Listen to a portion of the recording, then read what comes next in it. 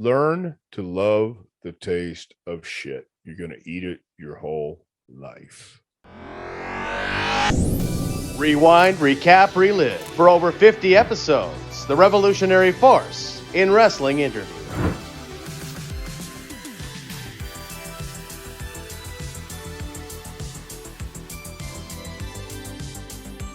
Our first guest is the pop rockin', leg dropping, heart stopping, pro wrestling rock star bringing skills to thrill. Please welcome Daisy Kill. Hey, Jonah, what's up, man? Really happy to be here. Really happy to have you here. It's awesome to see you, get to know what you've been up to recently. And our next guest is a legend in the wrestling business. His name is known all throughout the industry. He's trained more world champions than any other trainer out there and is now training future world champions at JPWA, including none other than Daisy Kill. Please welcome Dr. Tom Prichard. Oh, Jonah, thank you for welcoming me too. And I always enjoy being on any show with Daisy Kill. Always. He may dispute that, but I'm not. So yeah. No, it's really cool to have you both here side by side. I've never had a trainer and his trainee on alongside each other, so it'll be interesting to get into that dynamic for sure. And Tom, of course, a belated happy birthday to you. Supposed to do this the day after your birthday, but a week later. How did you celebrate? I drank 3 glasses of Ovaltine as my celebration. Nice. My wife got me a birthday watermelon. We're not doing cake anymore, so we had a birthday watermelon, and I blew out the candles on my watermelon. It's great. That's great. Life. It was that's nice. life for me these days, man. I'll tell you, back in the 80s, it might have been different, but these days, yeah. I heard you and Daisy both were actually backstage at Ric Flair's last match almost about a month ago now. And I'd love to hear how that experience was for you, Tom, first. It was awesome, man. I mean, it was Ric Flair's last match. There's only one Ric Flair, and it was a combination of everybody coming together and companies from all over the world actually getting together. And it was always cool to see. The cooperation was great, and afterwards was a madhouse in the back. See the passion backstage and everybody working together. It was really cool. Did you get a chance to interact with Rick at all after the match? Well, not after the match, before the match, but after the match, it was a madhouse back there. So everybody was in a couple different rooms. There was a production room as soon as you came back, and then you go out in the hall, and Rick's dressing room was this way, and everybody else was the other way. And as you going that way to Rick's dressing room, everybody else was too. So it was one of those things where, look, man, it'd been a long 2 days, and we just kind of let everybody do their thing. We were going to catch up later if we did, and we didn't. So everything was good. Very cool. No, it's awesome you were able to be there. Daisy, how about you? That must have been a crazy experience for you, right? Yeah, it was a real fun time, especially getting to experience it on both sides of the curtain this time, being out in the crowd. We got some seats way back, so we kind of watched looking down, and it was a wonderful show, start to finish. It was a fun production. Certainly a very dynamic and electric vibe in the room all evening. I know a lot of people were excited to be there. A lot of people coming out in their Flair robes. A lot of people, like myself, coming out in the nice 3-piece. Trying to look good, just for Flair, in honor of the man. Trying to be the man, look like the man, and getting to go backstage and just seeing a real positive vibe, a real positive atmosphere with everybody. Everybody in a good mood. Everybody just happy to be there and talking, and it was a good time getting to see all those different faces and hear a few different stories and just being part of an experience like that. We hope it's an experience. We hope it's one of a kind. It's his one of a kind last match, but yeah, seems like he's tempted more each day. But yeah, I think we're all tempted more each day. I'll keep that in mind, Dr. Tom. Please do. Yeah. Daisy, I want to start at the beginning for you, when you actually wanted to take that journey into the pro wrestling world and what that was like. Pro wrestling is always something that I've been enamored with, something that I've always wanted to be involved with. And I was really lucky that the opportunity sought me out. You know, a lot of guys, they take the step, they do whatever they have to do to go and find that opportunity to train.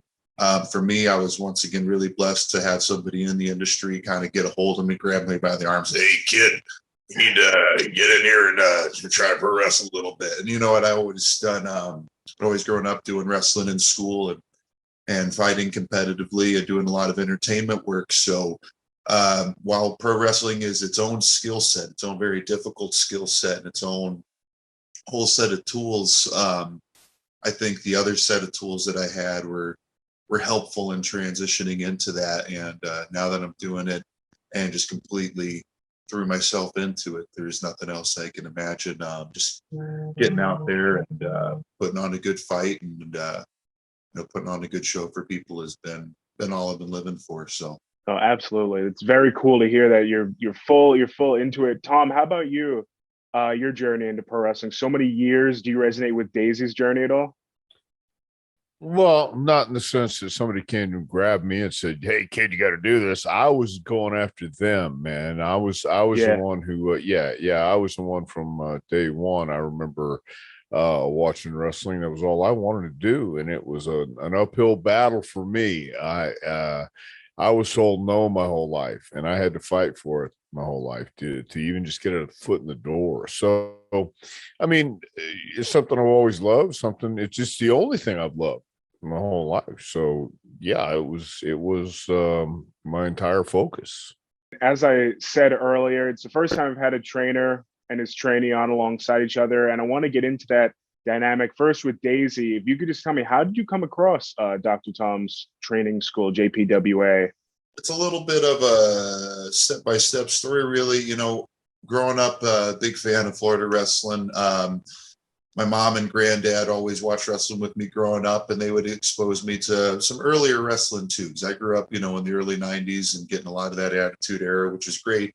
But getting to see some of those 80s wrestling matches, my mom was a big fan of the Killer Bees and a lot of tag team wrestling. So I got to see a lot of tag team wrestling. So, you know, going back to Dr. Tom's, you know, tagging days with Jimmy Del Rey, Heavenly Bodies, being managed by Cornette. You know, our household always liked watching Cornette. We maybe didn't like Cornette, but we loved watching him, you know, anything he was on. So, you know, Dr. Tom was involved in a lot of that.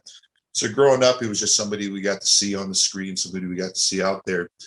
And then as I started listening to some of the second best podcasts around, you know, the old Conrad Thompson. That is good, my friend, but they really try, you know. And Bruce Prichard, man, he just loves his brother so much. He couldn't help talking about the school all the time. And I said, man, I got to check that out. I got to look. So I kind of kept an eye out for it.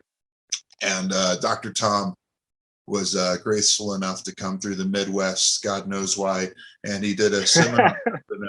He did a seminar up in Wisconsin. He must have liked the cheese curds. That's what I get in Wisconsin, you know. Indiana bologna, Wisconsin cheese curd. That's great.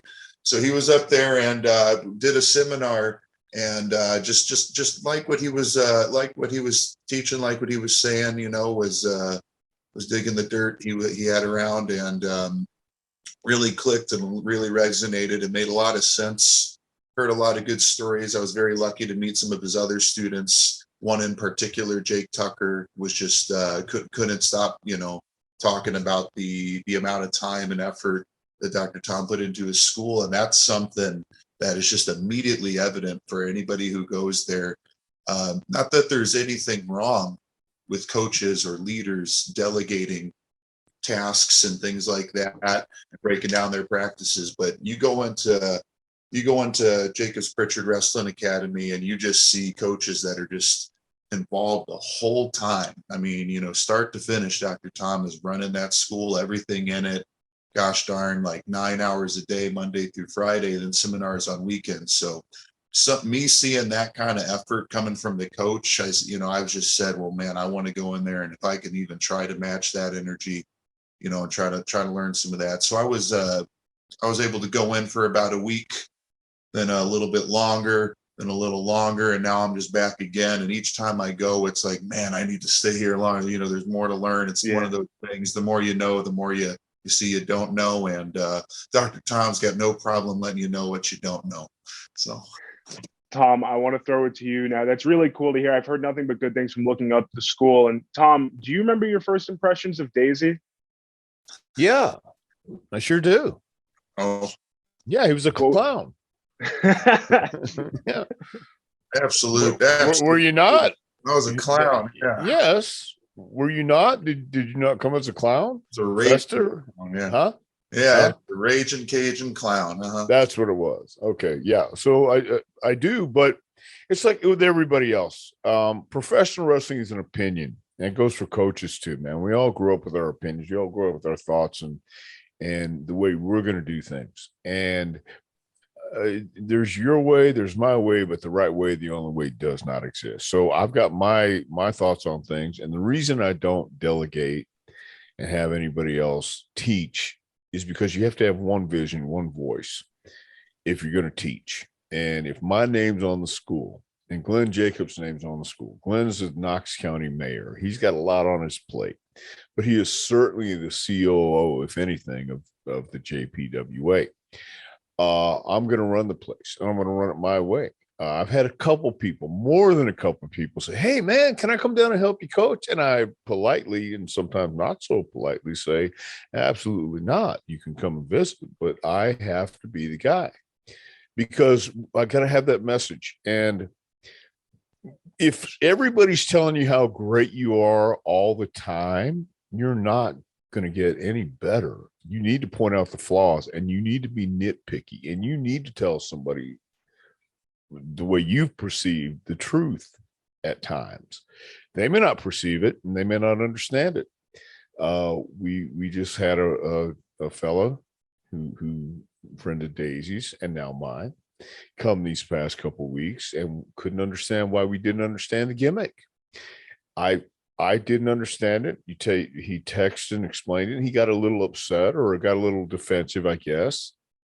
And then, of course, two other people told him the same thing I did. And all of a sudden, wow, what a revelation. I'm not the only asshole in the world. Let me interrupt here for a second. Go right ahead, please.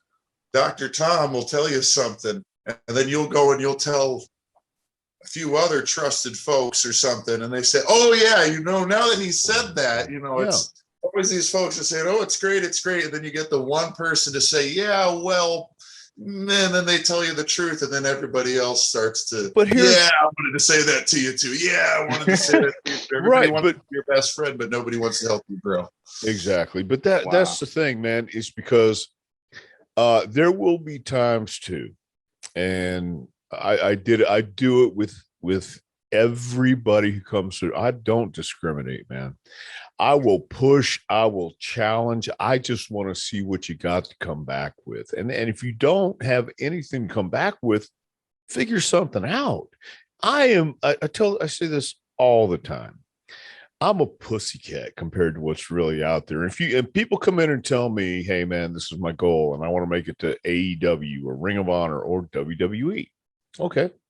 Well, I've trained people for WWE. I know what goes on. Well, I knew what going on. I haven't been there since 2012, so I can't go with the current product and what they're doing currently in training. I still talk to some people in Tampa and Orlando and surrounding areas. So I have some idea of what the temperature is. I'm not there firsthand, so I don't know. But with Shawn Michaels, Matt Bloom, Norman Smiley, Brookside, Moss, some of the coaches down there, excellent. They have their way of doing things. But WWE had their way of doing things the way it was supposed to be done. They didn't like the way we were doing things in Tampa, but we delivered. We delivered with stars. We delivered with guys who to this day are still there. Right.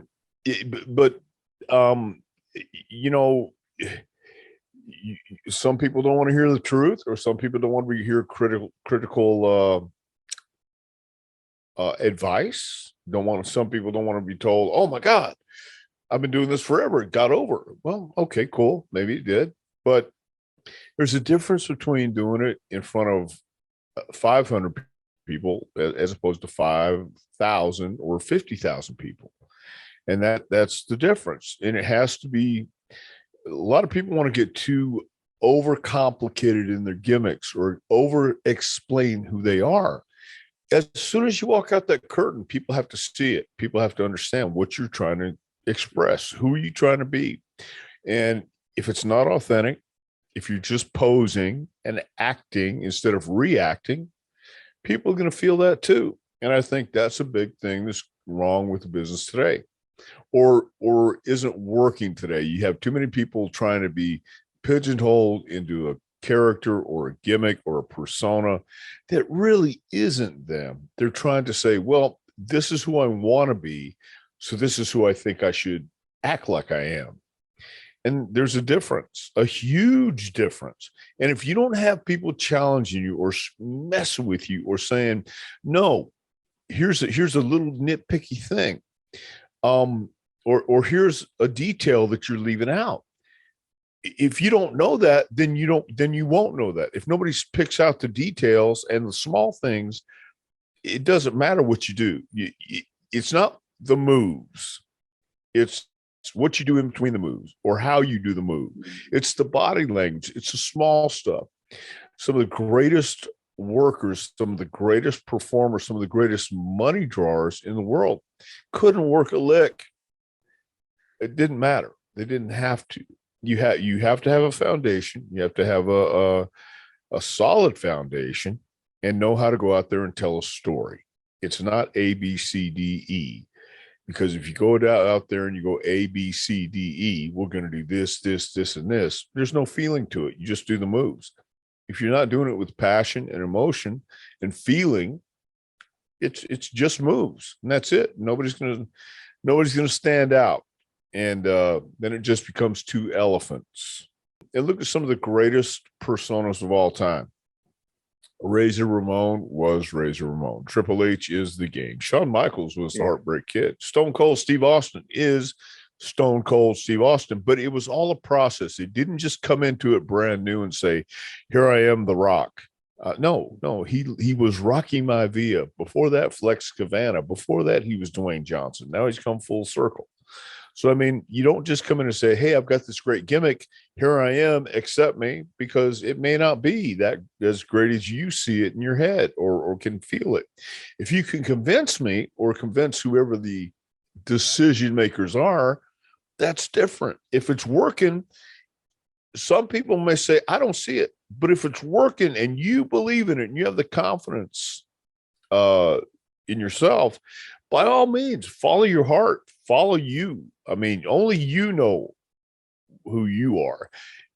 And if it ain't working in the beginning, and nobody's following it, but you just know it's going to work, stick with it, man. Do it until you can't.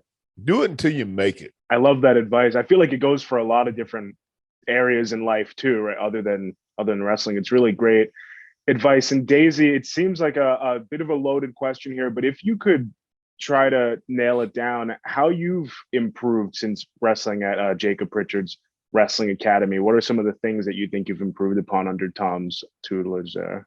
I like how you phrase it. It's a loaded question. I think it's a good assumption that I got better and that there have been improvements. I mean, you can learn from just about anybody. So I would hope anywhere I'm training, I'm getting better, and learning at Dr. Tom Prichard's. It's wonderful because you know which way to run. And a lot of times in entertainment and wrestling, you want to really run at the goal. You want to give it everything you got. But for me, I also wanted to know that effort was being well placed. You know, because if I don't want to run all day in the wrong direction. So coming to Dr. Tom's, I knew I was going to be at least running on the right path, on the right track, putting that effort in the right places. And so far, those results they've been real good. In the ring, a lot of little details. You know, he said it with the character, but it's also something that he applies in the ring. You know, just with any sport, any type of fight in any style of combat, you gotta know where to be positioned. You got to have the right footwork. You got to have the right body placement. And that's something that, that doesn't get overlooked. Nothing gets overlooked. You know, things like grips, they matter in judo, they matter in jiu-jitsu, they matter in pro wrestling. a lot, just everything, a lot of posture, a lot of position. So the in-ring work is always spot on. It's always something that we get the right repetition with, knowing that we're focusing on the right fundamentals and the right basics to kind of build everything else with. And when it comes to all that kind of body language and presence and posture and things like that in between the moves, just knowing how to carry yourself, it starts to resonate more than just in between the moves. You start thinking about how to carry yourself just all day throughout life. So it's been something I've been able to apply, in the ropes, out of the ropes. As far as the character work, the promo work, I mean, that's just night and day different than what I was doing before coming in, because you see things in your head, you visualize things how you want to be. Now you, Jonah, you're able to execute and they look exactly like they want in your head. They look awesome. You got the bow tie, the great backdrop, all that. My dry cleaning wasn't done in time. You're out of town, you get used to these big city 24-hour dry cleaners. You come to Knoxville, as great as it is, the dry cleaners take forever. So here I am in a tank top. He really has you paying attention to everything, what you're wearing, how you're wearing it, what you're saying, how you're saying it, and just telling a good story. That's been the biggest thing with these promos, is going out, trying to have something concise, trying to have something to the point that people can get, people can relate to, people can understand right away.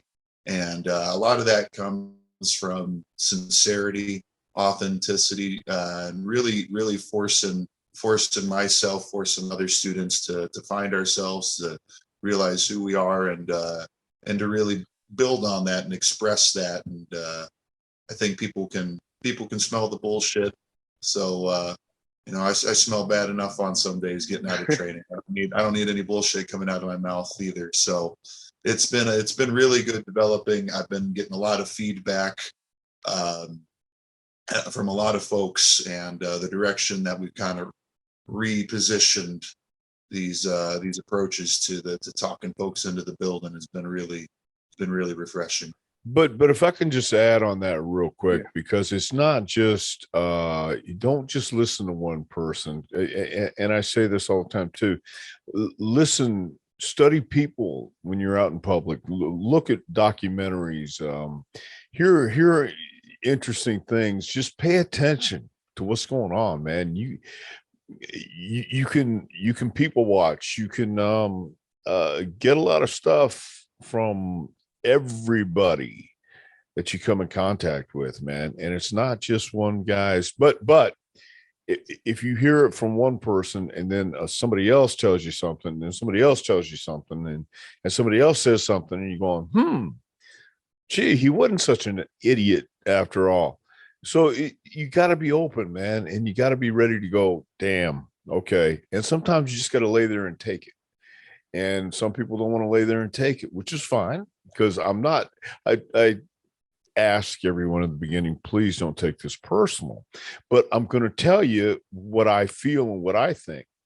Doesn't make it right, doesn't make it wrong, but then go out and test it. And if somebody else is telling you something's along the same way, then maybe, just maybe, they might be onto something. So it really is, it's an accepting process at the same time, no matter where you go, because everybody has their vision of what they believe your promo or your work should be like. It's just an interpretation, but you have to, there's no way we can talk about experience. We can tell you about experience, but we can't give it to you. To get in there, it's like, describe what water is. It's wet. Well, what does that mean? I don't know. You got to feel it to understand it. Yes. Same thing with this. You've got to feel this to understand this. And you can tell jokes all day long in an empty building, but you don't know if they work until you stand in front of a crowd. You're either going to bomb or you're going to kill. So the same thing with this. You may think you've got the greatest gimmick in the world. You got the greatest move. You got the greatest timing. But until you put it to the test, you don't know. I don't know. Nobody knows. That's why I'm saying, if somebody comes to me with a gimmick that I don't get, I don't understand, and they tell me, yeah, but I'm selling out everywhere I go, dude, keep doing what you're doing then, because I haven't seen it.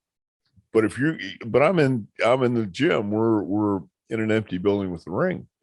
But if you're going and doing it with practical application and you're selling out and you're responsible for that sellout, they're putting your name on the poster, your picture on the poster, they're coming to see you. Well, then for Christ's sake, keep doing it because it's working. But you don't know until you do. So it's just one man's opinion until you start hearing other people's opinion, or still it's not working. And I brought this up a couple of weeks ago, and I'm sure Mr. Kill heard it too, about the movie Bohemian Rhapsody, where Queen is in there talking to the guy. Have you seen the movie Bohemian Rhapsody? It's worth a look, even if you're I didn't see the movie. No. Well, it's a classic story of a great band going in, telling this guy who head of a record company, what they have in mind. He goes, "That'll never work. That'll never work. Oh, it's crap." Okay. Well, they sold out everywhere they went, and headlined whatever it was, Us Festival over in England, wherever it was. And the guy's sitting there at the end of the movie at his desk going, "Oh my God, I blew it." So if you believe that much in yourself, in your talent, in your ability, do not betray you. You have to believe and walk in your footsteps. You have to take your own journey. But if you seek out advice, listen to your instincts. And instinctively, you've got to know it's got to feel right. Or if it doesn't, then you'll know. If you have any instincts, you'll know if it doesn't, if you're just playing a wrestler or playing whatever it is you're playing. So when I critique or when I say things, I can get so dramatic in my presentation, and I'm doing that because I love a confrontation, I love a challenge, and I love to lay it out there to see what you got. I do. And I've done it with everybody that's come through. Dylan McQueen, Jake, anybody that's walked through that's ever told me, "Hey man, I have a goal, I have a dream, and I want to make it to not just the independents, which is fine, wherever you want to go. If you want to wrestle on the weekends and have fun, that's I have no problem with that. I'm still going to challenge you to be the best on the independents wherever you go. But if you really want to go to the big time, and you really want to go to the WWE or AEW, Ring of Honor, or any of those major companies, when I say major companies, being on a national TV show, being recognized wherever you go for these bigger shows in the country, well, it's not just you're not going to be accepted by everyone right away when you walk in the locker room and say, "Oh my God, we got another part of the family here. Oh, good to have you." No, it's the entertainment business. It's petty. It's jealousy, envy, all these human emotions amplified because you're vying for somebody else's attention. And I'm going to get you ready for it. Because again, if you think I'm an asshole, just wait. That confidence you have to be able to train a lot of the people in the business is amazing. And I wanted to know when that really came about throughout your course of a trainer. Well, it was many years after I stopped wrestling actively, and it was after I was in these creative meetings and sitting on the other side of the desk, listening to how the powers that be and the decision makers made their decisions, and the way they talk about talent and the way they decide on who should be pushed, why. And one of the greatest things I ever heard flip the switch for me was when someone said, well, we're going to put this guy against this guy. And everybody said, "Why?"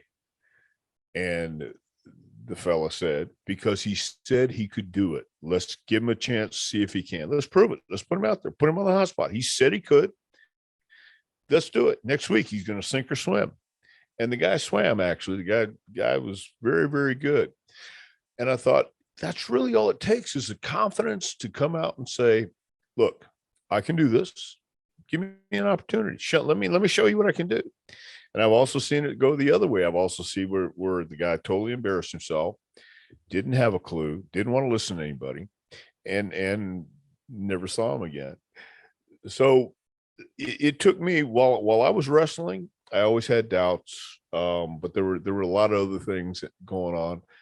I can't explain the way I was during my career. It happened that way. That was my journey. That's where I went. But when I got out of it and transitioned into an office spot, I was a horrible office guy. But then I listened to the thought process that went into people getting a break, getting an opportunity. And I saw it. They didn't make it easy, because it's not easy being the face of the company. When John Cena was the face of the company for WWE for 10 years steady, he was the man. Or Steve Austin. I mean, the work doesn't stop. It gets even more. The workload increases more. People don't understand it. They think once you get to the top, oh, you're there. No, it's a nonstop ride once you get to that point. And they were carrying the company on their back. They had opponents, yes, but from, you don't understand what a normal day is. There's no normal days, but just getting up to catch a flight, getting to the town, you have to go to the gym, you got to get something to eat, you got to find the building, you got to find a room. Then you got an appearance, and then you got another appearance. Then you got to go to the arena, and then you've got more appearances, or you got things to do when you get to the arena.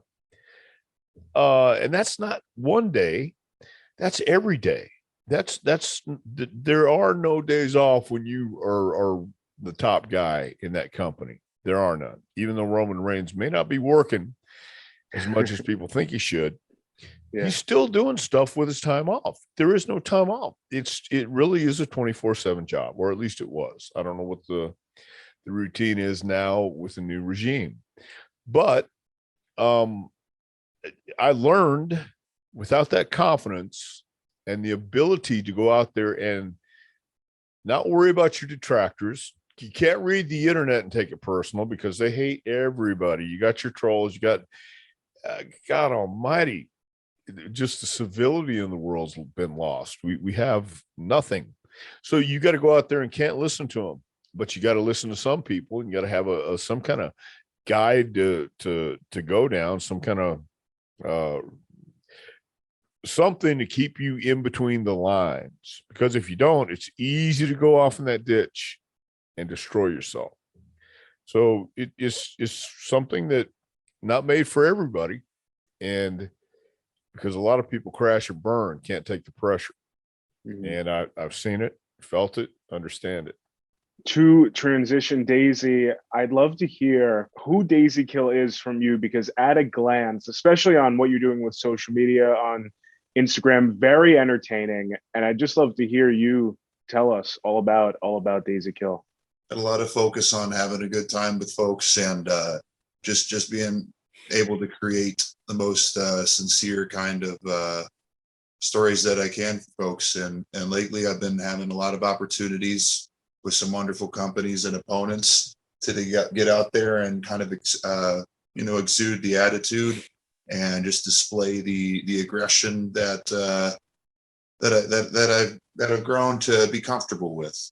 And whether it's fighting with MMA, whether it was wrestling in school or wrestling now, it's always been nice to have the right kind of outlet to not be conflicted about wanting to go out there and being a little bit more aggressive and being a little bit more assertive and a little bit more physical. So there's definitely that side of Daisy Kill. I guess that's in the last name, really. On the other half of the side really is going out there, especially lately, and being able to put all my thoughts into song, into some sweet words for folks, whether on my ukulele or my guitar or anything else. Being able to sing a little limerick or sing a few lines about whichever nice town I'm in, whichever opponent I'm coming up against, has given me a great chance and a great opportunity to mix in, both sides of what it is I do every day. Because, I wake up and it's either getting to training or it's getting to playing some music, and getting to do that for folks on different stages and different platforms and different parts of the country all summer, getting around to the Midwest, the Southeast, a little bit on the West Coast, playing some tunes and beating up some dudes. It's been a heck of a 2022. And I hope it continues too. I mean, it communicates well to me that you said focus on having a good time. I definitely see that. And Singing Tom, and you talk, bringing it, Jonah. yes, Singing and bringing it. skills to thrill, yeah. But Tom, you talked a lot earlier about crafting that persona, and we just heard Daisy's persona, and one in particular who made it big was Bray Wyatt. And it's a specific question for you, but I'm curious what your thoughts were on someone like Bray. Wyndham Rotundo is Bray Wyatt. That Bray Wyatt and Wyndham Rotundo are one in the same. I have this outlook on life that don't take it so serious, because we're not going to make it out alive. So enjoy it every single day. And do you remember no, maybe you don't. There was a commercial McDonald's did about fillet of fish, and they had the fish on the commercial. The singing fish? Was it the singing fish? The singing fish. Yeah. Fillet of fish. Exactly. Yeah. Right. That was it. Thanks, Dr. Tom. That's gonna be all weekend. Awesome. Right. Okay. Well, it was playing. It was in rotation a lot in Tampa and all this other stuff. So one day, Wyndham and Taylor, Bo Dallas, his brother, were cutting a promo, and they were alluding to this commercial, and the American Dream, Dusty Rhodes, didn't get it. He hadn't heard the commercial, didn't follow it. He didn't understand. They did it in an entertaining way, entertaining fashion. But I was dying. I was laughing because I understood.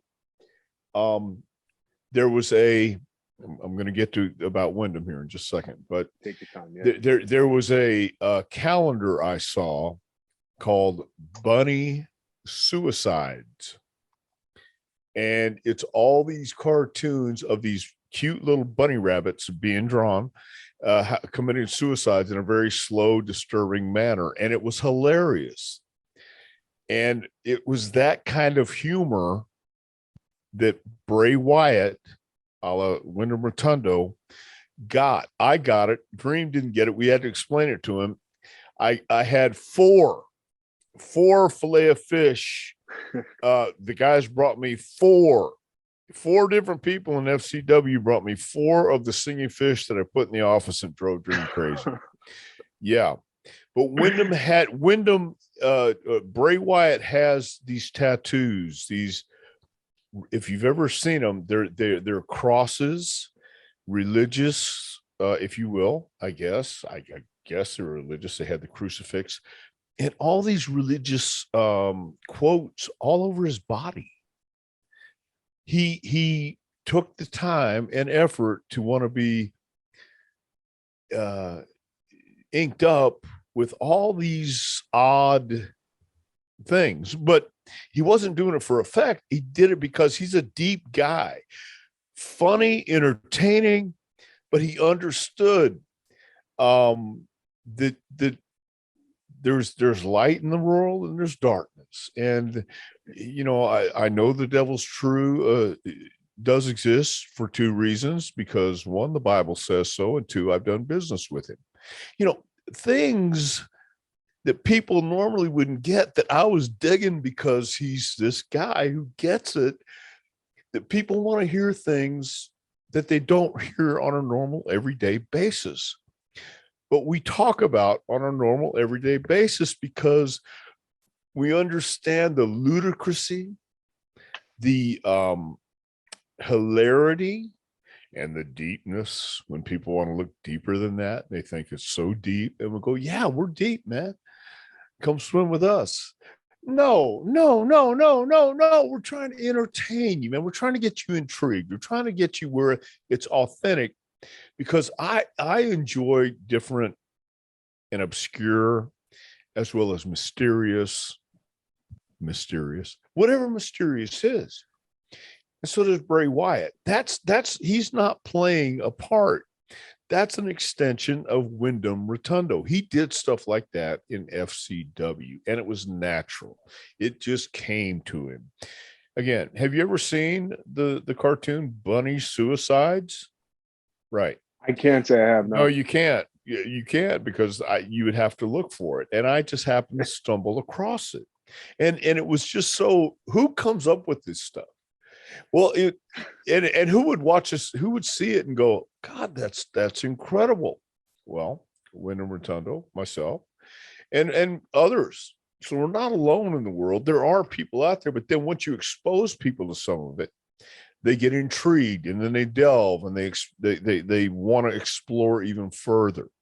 So Bray Wyatt is just an extension. Anything you do should be an extension, but it should be interesting enough where people want to explore it deeper. I'll hear something or I'll read something, and I'll go to the internet right away, and I want to know more about it. Sometimes I'm disappointed, but most of the times I'm not. I'm intrigued, because everybody thinks they're so in tune with the world today. Man, this world has been so out of tune, out of touch for so long. Just existing and waking up every day is an accomplishment in itself, and doing what you have to do. But to make it at least appealing to what you want to eat that day is all in the attitude and how you approach it.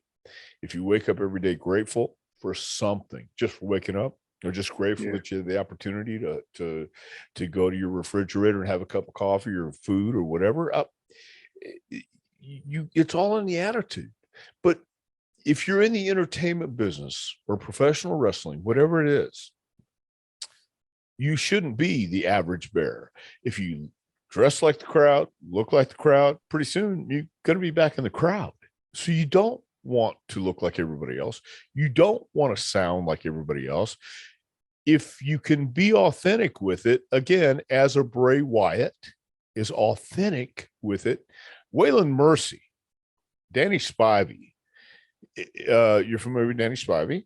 Mm-hmm. Okay. Danny is a bad dude. Danny will eat your face without thinking twice. Bray Wyatt is a bad dude. He's a great guy, but he's one of those guys who will eat your face if he has to. And I think that aura resonates when he walks in the room. When Bray Wyatt walks in the room, he had this energy he sent off. When Wyndham Rotundo walked in the room, he had this energy that he sent off.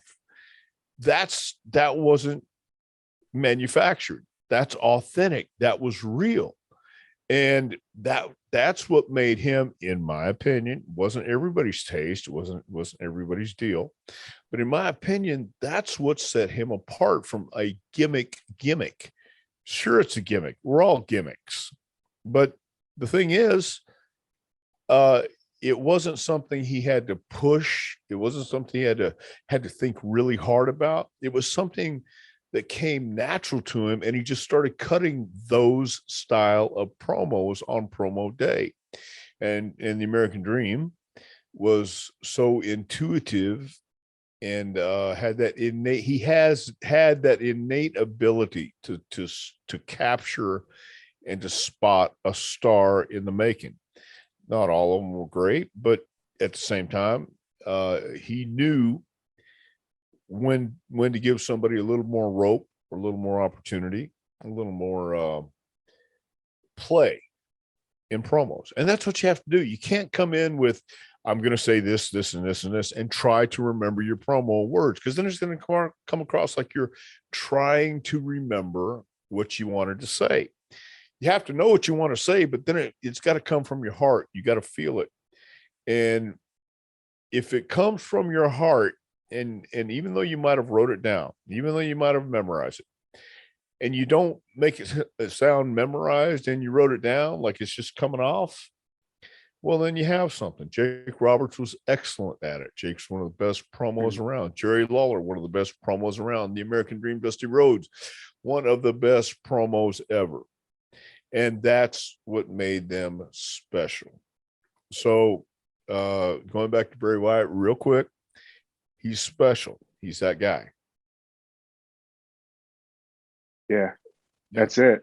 No, Yeah. and you painted a great picture. I love the bunny suicides. Is it too much of a stretch? I think he always had a bunny with him that was constantly dying as the Fiend character. I think that was Well, the I don't want to say that was any influence, but he did spend some time in Tampa with me, man. I mean, you know, there's that's what I'm saying. Those kind of conversations when I have this, and I think Daisy Kill can maybe I think he might have heard some of my conversations in JPWA.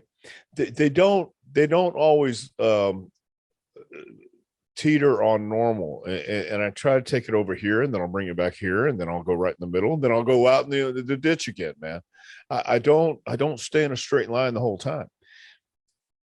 But if you learn to think that way, and this is all I've done, man, even when I had to do something else, this was still all I've done.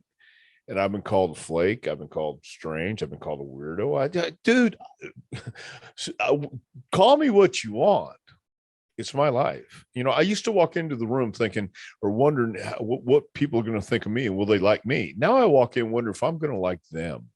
It's a totally change of attitude, man. It's a total different way to look at things. I don't care if you like me or not. I don't care if you want to hear me or not. I don't care. I used to care, but I don't care anymore. And that's the attitude I carry with me everywhere I go.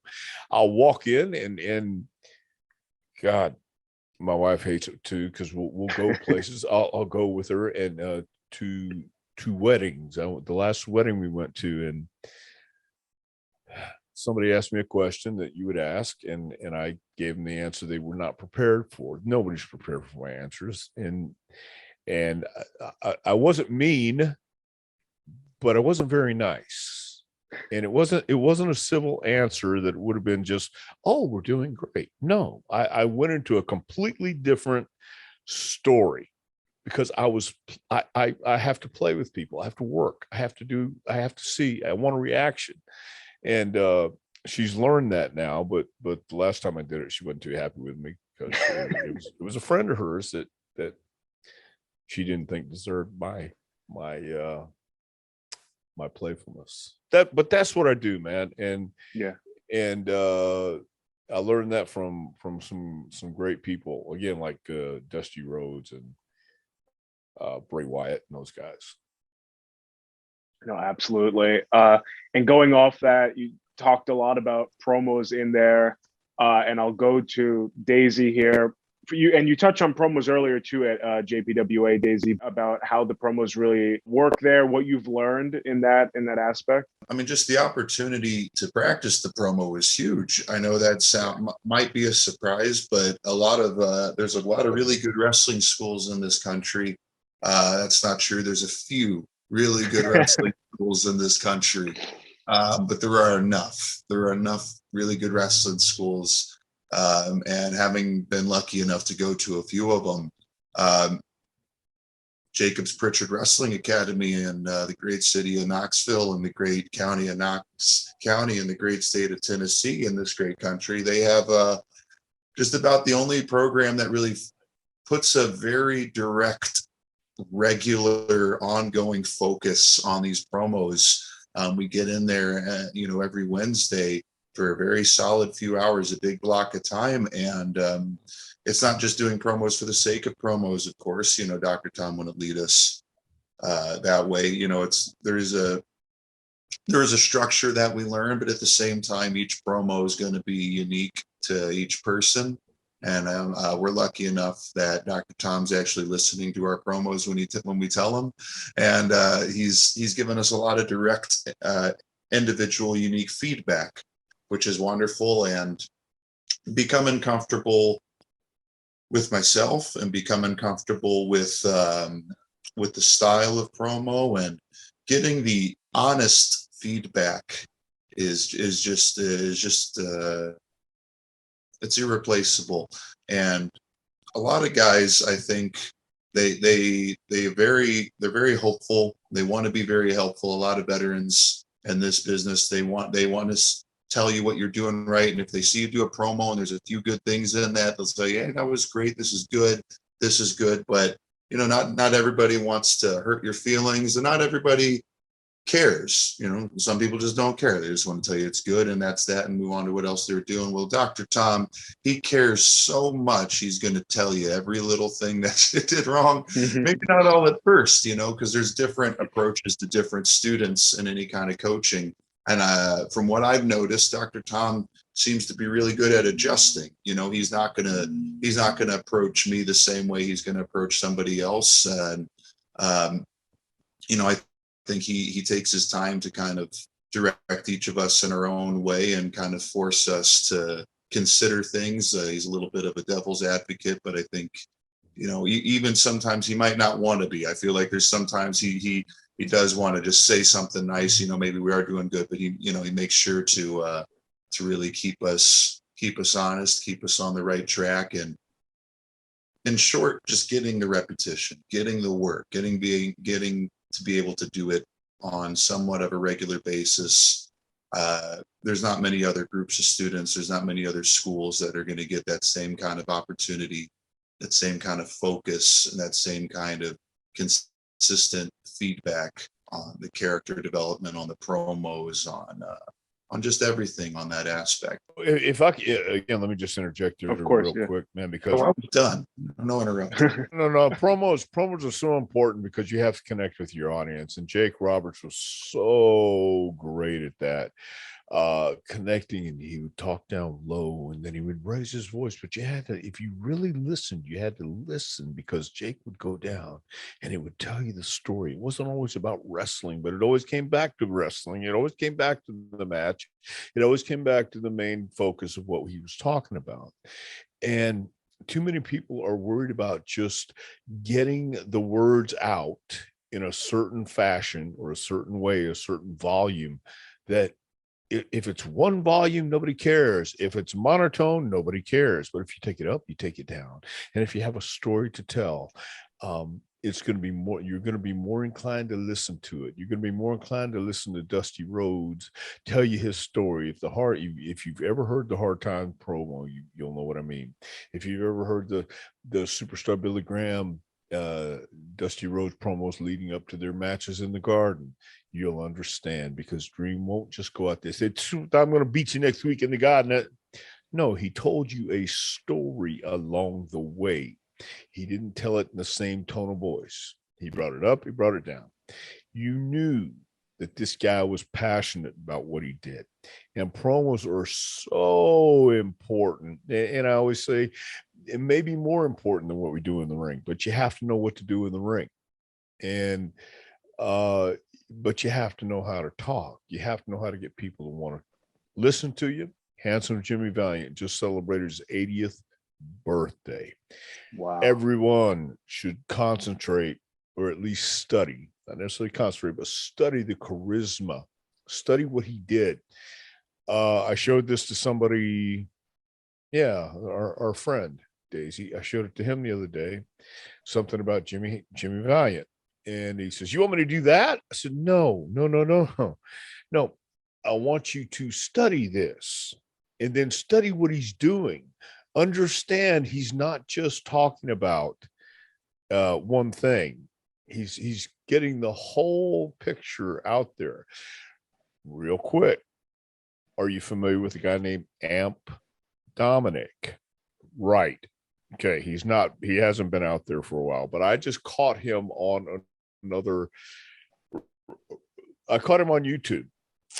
Saw him. He's got something called Ugly Be Gone in a bottle.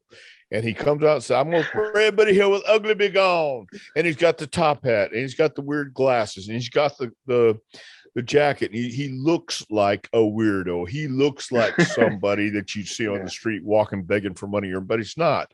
He's like the traveling carny. He was rapping about the universe. He was rapping about all this other stuff, but then he brought it back to, "And then you bum, I'm going to come and get you. And I got Ugly Be Gone for all the people here in Tennessee to take care of it." I thought, okay, It may not be the number one gimmick to get you in the main event in a Madison Square Garden, but I'll tell you what, he interests me. Zicky Dice interests me. He just caught my attention by his look, what he was wearing, his approach, his delivery. Is he going to be the greatest ever, ever, ever? Well, not right now, but he's working on it, and he's got that. He's along the road. He's on the freeway. He's not getting off the exit right now and going on the side streets, man. He's traveling along, and if people listen to him or come across him, if something flashy catches your eye, that caught my eye. Going through some shows, going through some stuff, and I tell people this all the time. When you're wrestling on an independent show, or you have a chance to cut a promo, you never know who's going to see that. You never know who's going to be perusing various shows and various events, and that might be your opportunity. I know a couple people who got discovered like that. So promos, be able to talk at an instance, a notice. If you go for a tryout somewhere and you don't know if you get an opportunity to cut a promo, so always have something ready about anything, anywhere, anytime. A person who we witnessed transition through his skill in promos was Roman Reigns, and another man you worked closely with. And same real question with Bray about Roman, your first impressions of him, and really how we've seen him change since you got to spend that time with him in the beginning. Well, he first impression to him when he walks through the door is he is somebody.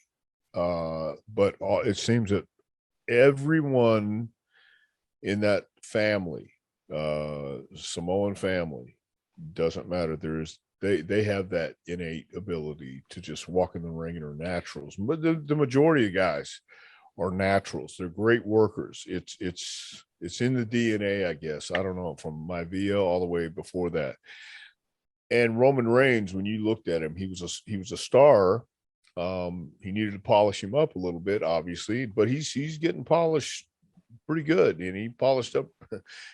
He's doing pretty good for himself right now. He learned to talk. He was around some really tremendous people to help him along that journey too. Michael Hayes in WWE, to me, is one of the brilliant producers, agents, whatever you want to call him. He really knows what to look for. He really knows how to bring something out of people. If they got it, he'll find it and he'll bring it out. And Roman spent some time with him, and he spent some time with a lot of other people there who have a good idea on the temperature and which way the wind blows, and knew how to direct him. You know, he might have had some stumbling blocks along the way, but we all do, and that's how you learn. You gotta lose to know how to win. You gotta fall down a couple times to get right back up. No, absolutely. And as you just said, I heard you mention before that you really can't wait until somebody is ready just to send them out there, even if they're going to fail. And I think that's also really great advice too, that if you wanted to expand upon that. Well, I don't know if anybody is ever ready. You sometimes you're not ready, but the opportunity's there and you have to be ready. So when people say, I'm not ready, well, we can't wait until you feel you're ready. Some people get there faster, and some people it takes a little more time. You just have to you just have to do it and keep doing it over and over and over. It is the reps. Right. No, that's the only way, of course. And a question that's coming up for soon, Clash at the Castle, another FCW guy in Drew McIntyre will be taking on Roman. Do you have any thoughts on that? And do you think maybe this title reign has seen its day? You never know. I tell you, the reason being, here's a great example about Drew McIntyre. You know, years ago, he was the chosen one. He was the guy. Vince saw him as this is the guy we're going to push to the moon. and he found out, he was what, 20, mid-20s, 24, something like that. Looked great, was great. Great person, understood his position. But I think that was a classic case of the pressure was a little too steep, because he was a great guy. He didn't understand that there were elements to being chosen and being the representative. You're going to listen to, oh man, he's not ready for this. Oh, who does he think he is? Oh man, I deserve that. Oh man, why? Come on. Instead of going, you know what? I'm going to prove to all of you guys, again, instead of walking in the room wondering what they think of you, he walks in the room now going, what am I going to think of you? Well, what am I going to think of them? Right. I don't care if you like me or not. I'm going to do my thing. I'm going to be confident in my ability. So I really don't know what the inside maneuverings are these days. But another thing I tell everybody, what we do in the ring is that much of what the business is. And backstage perceptions have a huge part to do with where you end up, how you end up, and why you end up. I think Drew understands that now. In fact, it's obvious he understands that now. I can see it on screen, the change in his attitude. But I also, the last time I talked to him was in Knoxville, maybe 2 years ago. And it's a different attitude. So I don't know what's going on backstage, but Drew is certainly capable of holding the title, capable of being the guy. I don't know if they want to switch it now or not. I don't know what they really have going on. Right. No, but I mean, great insight either way. And Daisy, for you, we'll start to wind it down here. If somebody, we've heard a lot about Daisy Kill, if somebody really wants to see Daisy Kill in the best form, in your opinion, what are some of those matches they should go find, and why were they important to you? People should always check out daisykill.com. Easy domain to find, daisykill.com. You're going to have any and everything Daisy. You're going to have links to some of the best matches. I've been very lucky this summer to have matches all over the U.S. There was a match in Chicago recently with Jax Johnson. That was a very fun match. Him and I have both wrestled in the Illinois college systems. We both wrestled before the Chicago style wrestling. So he was somebody I'd been looking forward to wrestling for a long time. Down in Miami, I had the opportunity to take on Cha-Cha Charlie. Cha-Cha just loves to take on Dr. Tom's students. There's something about it. He really wants to get Dr. Tom's attention, and who wouldn't? He's doing everything he can to get Dr. Tom's attention. He's got my attention, man. He's got the dance. He's doing everything in the world to get people to look. So I looked at Cha-Cha, and I came into Miami with my ukulele. I let them know what I think, and I got in there, and Cha-Cha and I had a really great match. It's on YouTube. All of Daisy Kill's matches are on YouTube and on Fight TV and a few other streaming platforms, Independent Wrestling TV as well. Zawa Wrestling, I had a few great matches with Mr. Cole Haven this summer. But get on daisykill.com. You're not only going to find world-class wrestling matches, if you click on the other links after mine. I'm kidding. You're also going to find the new album coming out next week on all streaming platforms, whether it's iTunes, Apple Music, Spotify. We've got the brand new rock album coming out, Daisy Kills People Meet. Also going to find some videos to a lot of MMA fights on there as well. So if you just want to see, if you want to see me knocking some heads or rocking some beds, just get on daisykill.com. And whatever you do, you need to click on that link, prowrestlingtees.com, grab some merchandise. Gas is expensive. I'm getting all around this country. And, not only do you need some gas in the tank, you need some food in your stomach, you need some money in the bank. So go on and grab some of those t-shirts. They're wonderful material. They're a wonderful design. They're a real great fit. And man, they're just, they look sharp on anybody. Not as sharp as that bow tie, but I know when you take that tuxedo off tonight, I strip it down. unbutton the buttons, you're going to open it up, and right across it says Daisy Kill, because You know got it. fashion sense. I can see it. Absolutely. You know, and speaking of fashion sense, quick question here. While I was doing my Daisy Kill research, is it true that you make your own ring gear? Is that true? Your ring gear that you come out with, your jacket, do you design that? The jacket was the jacket was my own design. Very cool. There's a wonderful seamstress though in Winter Haven, Florida, by the name of Luda Bean, and she designs the pants that I wear, the red pants. It's all about the fit. You know, you can get whatever design you want, whatever material, but you got to get the fit. You got to get it fitted, and you got to get it looking sharp, looking tight on all the right curves, on all the right places. Get those lights bouncing off them. So she's done wonderful work. I'm really happy to have not only opportunities with the best coach around, Tom Prichard, the best seamstresses, best companies, best podcast, only the best. Only the best for Daisy Kill. And final question for you, Daisy. What are some future goals of yours? We heard you got some big shows coming up in the next few weekends. You're traveling around, but what can we keep an eye out for, your future goals? I just want to keep this kink out of my neck, you know, because I'm looking up all the time. I'm looking up at a lot of wonderful wrestlers right now. It's an amazing time to be in pro wrestling, because the door is just wide open with letting people in, letting different competitors in, letting different athletes in.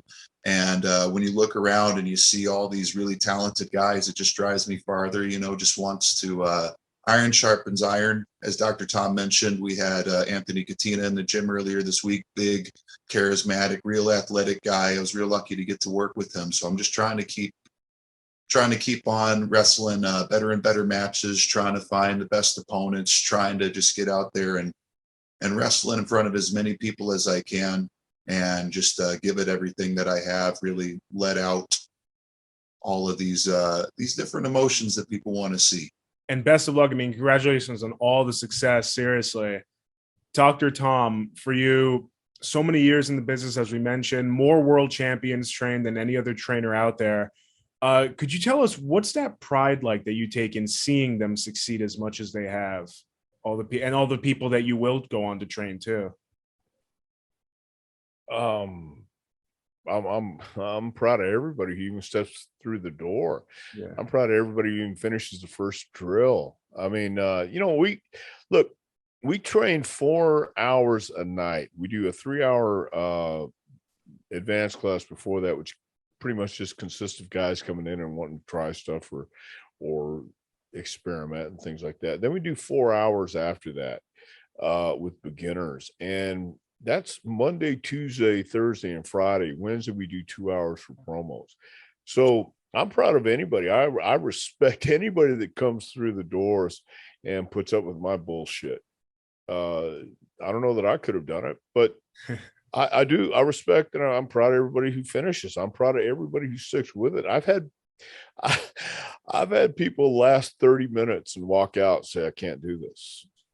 So, I mean, I get it, but the ones who stay and do the repetitions, do the man in the middle, do our drills, and then listen to me do what I do, say what I say.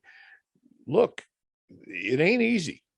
And if it was easy, everybody would do it. And a lot of people come in and try, and then they realize, look, man, I didn't realize, I thought the ring was a trampoline. I finally, after hearing so many times, oh my gosh, I thought the ring was a trampoline and the ropes were like rubber bands.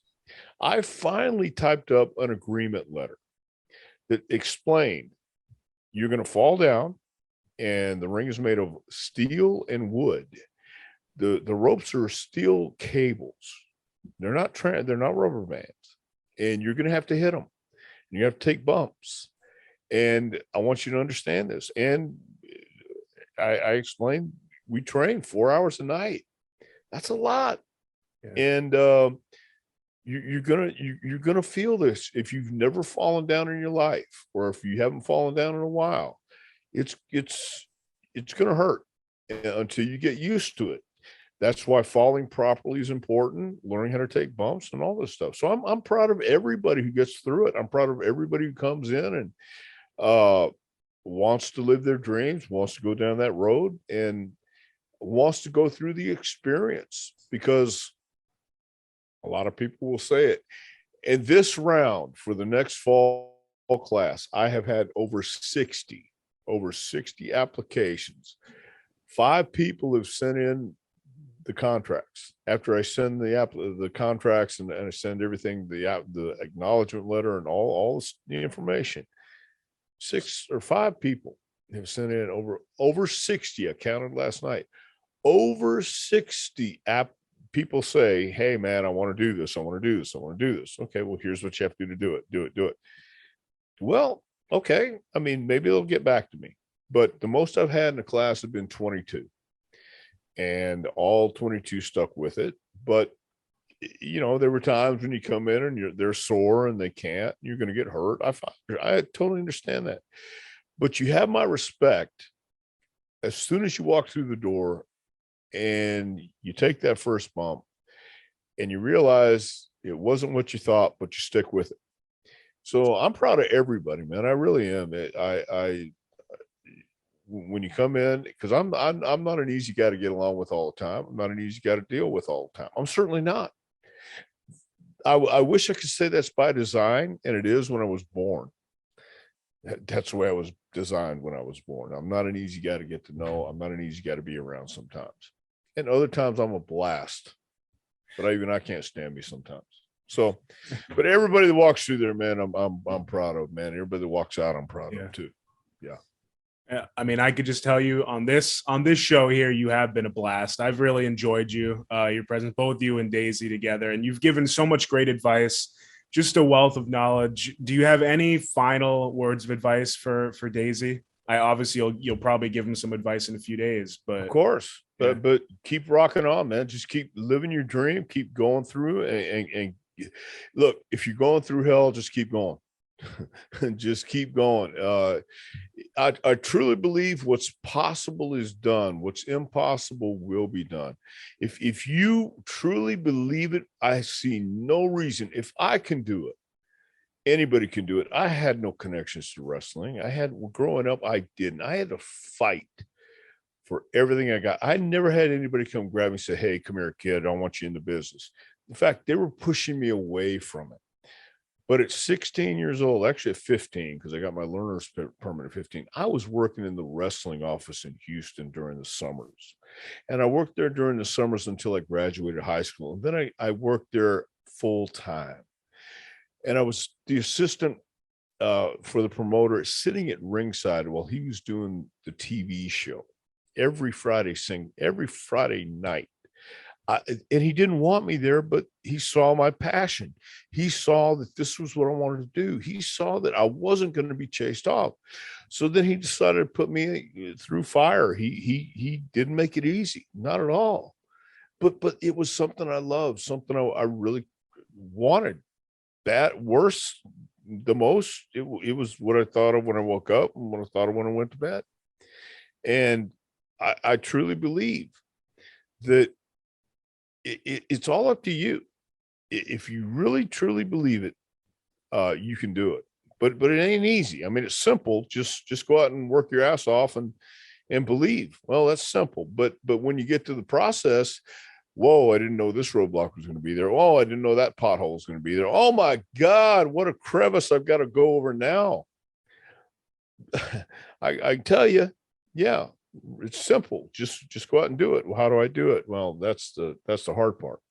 You got to actually do it, and you actually got to put up with a lot of plates of shit, and you got to say, here's another plate of shit. Yes, may I have another? Oh, here's a big steaming pile of shit. May I have another? Yeah, it's not, people think it's easy and you just get in and be wrestle. I'll learn the moves. I can do flip, flop, and fly. I know, hey, I've had people call me and say, I can do stunts. I know how to flip. Yeah, great. What else can you do? That's it. That's all you got to do to be a wrestler, right? No. Work your ass off. Truly believe if you want it bad enough, you can get it. Absolutely. Well, thank you both very much, Daisy, Dr. Tombo. This has been a lot of fun. And I know a lot of people get a lot of use out of this advice, too, that you've given, Dr. Tom. Seriously. So thank you both. Learn to love the taste of shit. You're going to eat it your whole life. Rewind, recap, relive. For over 50 episodes, the revolutionary force in wrestling interview.